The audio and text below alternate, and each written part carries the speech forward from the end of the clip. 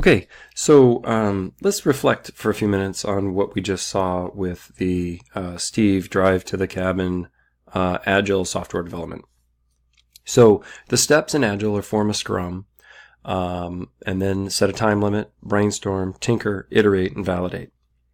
So what you saw was I formed a scrum. It's a scrum of 1, not the best scrum in the world. You should probably have 3 to 7 in a scrum. Set a very clear time limit, 15 minutes. I did some brainstorming, but I kind of did it on the fly. It would have been better to take the first couple of minutes and kick around some ideas. If it was more than just me, that you would have seen that in real time. Kind of tough to brainstorm with yourself. But you saw ideas coming out like the value of my time, the probability of getting a ticket, the cost of gas. I didn't include the cost of wear and tear on my car. I didn't change the penalty of the ticket. Sometimes when you go really fast, the tickets are more expensive than if you're just a little over the speed limit. So you didn't see any of that brainstorming because it was all happening inside one head. In a real scrum, that would have been conversation, right? And that would have slowed us down too, by the way. You saw me tinkering. I really didn't think I was going to get to the finish line. I'll be honest with you. Doing this real time always gives me panics, sweats. I didn't realize that I was missing the solver add-in right here. Somehow it was no longer on my Excel. I don't use it that often.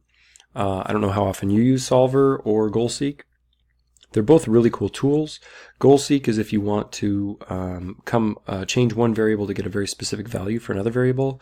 Solver is if you want to find the minimum or maximum for a specific value. In this case, I wanted to find the minimum expected value. I wanted to spend the least amount of money by driving whatever speed gets me that, right? So if I, in theory, I iterated on the tool, played with it a bit. I would have liked to do some more iteration, and I did almost no validation.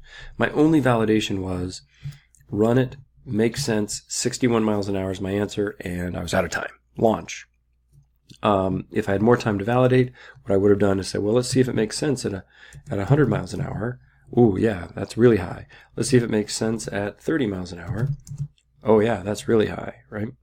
Let's see if it makes sense at 55 miles an hour. Okay, well, 61 miles an hour was my optimal, and that comes out at 61, interesting. At, 60.9 was my answer. That's it, at $16. Notice 60.9 gets me no ticket, and 61 gets me a 10% probability of getting a ticket. So, what this tool basically did was said, drive as fast as you can without getting a ticket, with zero chance of getting a ticket, because the ticket penalty is so big. So if I change the ticket penalty to be $50 instead of $200, or if I do a sliding scale on the ticket from $50 up to $1,000, we might have got a different answer, and maybe that would be an enhancement for this tool for the second release. So this is somewhat contrived, right? I picked 15 minutes because that's how much time I could record. But if you were in a small company and you were trying to get your new app to market, you would have 3 weeks or 3 months. You would have a finite period of time, and that finite period of time would be basically how fast you run out of money. So, you get $100,000 to start a company. You borrow it from a bank, or you borrow it from your parents, or you borrow it from friends, and all you got is $100,000. And you and a couple of buddies get together, and you're gonna burn through that $100,000 at $10,000 a week, because you have to pay for rent, and you have to pay for this, and you have to pay for that. And when you run out of that money, you're out of business. So it's really important that you get this thing launched. So Agile works really well for something that is modular, it is finite, it is contained, you've got a calendar-based deadline, And when you launch it, it doesn't matter if it's perfect. It just needs to be something that you can then leverage into maybe some more funding or maybe some paying customers to get you to the next iteration. So this tool, obviously I was doing quite a bit of things all at once, right? I was taking a table and creating equations from it, using those equations to drive values, using those values to come up with a solver. I was doing things pretty fast. Now, being, the Scrum Master, I've done this stuff before, right? So this wasn't foreign to me. And even still, I almost came to the finish line with nothing. And had I gotten to the 15-minute mark without a tool that worked, I would have been out of business, and my company would have failed. So this is just an example of one agile software development starting from zero. Now that we have something, we could form another Scrum, set another time limit, brainstorm for enhancements on this tool, take customer feedback, take our own ideas, how can we make this tool better, tinker with it, iterate with it, do some validation, and release it again. And it would get better. And if you did that, let's say in another 15 minutes, and another 15 minutes, and another 15 minutes, within an hour you'd be on Rev 4, and you'd have a product that's starting to look pretty darn good. Now, this right now isn't the best product, right? It's got some quirkiness to it. 60.9 is an arbitrary answer based on the fact that the penalty for tickets is so high. An enhancement would be do a sliding scale on tickets, and you'd probably get a better answer. There's a lot of enhancements that could be made to this. But I wanted to show this as an example, in addition to causing myself panic.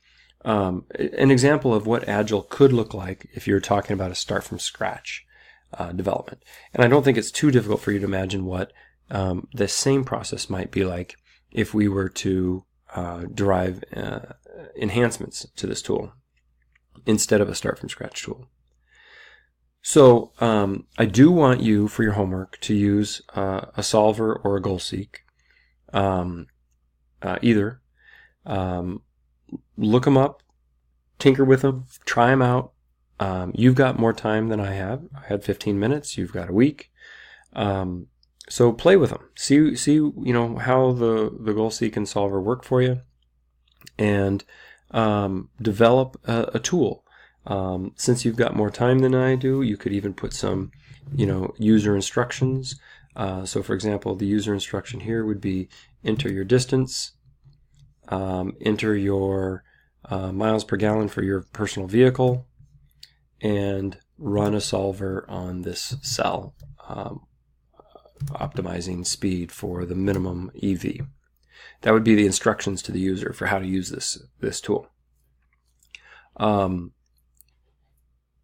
If you did change this table over here, you'd also have to change this equation. So you'd have to tell the user how to change that equation. That's kind of clunky as well. So I just wanted to highlight what it looks like to run Agile. It isn't pretty. A lot of people think Agile is the best solution for software development, and it very well might be for certain applications, for certain modular designs. But I also want to highlight that Agile is messy. It's messy, it's imperfect, and it comes up with something that might kind of sort of work, but certainly isn't great. And it might get great if you iterate it and validate it over and over and over and over again. But out of the chute, most Agile software developments are pretty darn ugly. So that was just some reflections on Agile. And we'll be back in just a minute to summarize software development.